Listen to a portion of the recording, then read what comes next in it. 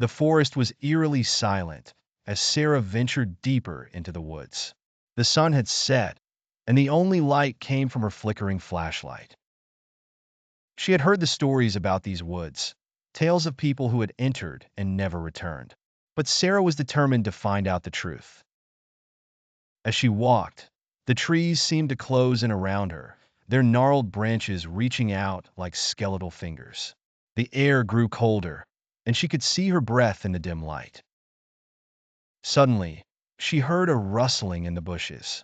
Her heart pounded in her chest as she swung the flashlight towards the sound.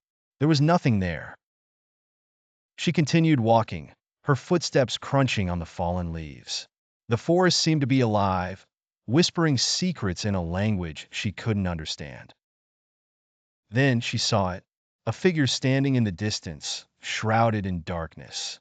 She called out, but there was no response. The figure remained still, watching her. Fear gripped her, but she forced herself to move forward. As she got closer, the figure disappeared, leaving only a chilling silence in its wake. Sarah's mind raced. Was it just her imagination? Or was there something truly sinister lurking in the woods? She couldn't shake the feeling of being watched.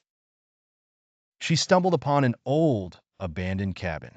The door creaked open, and she hesitated before stepping inside. The air was thick with dust and decay.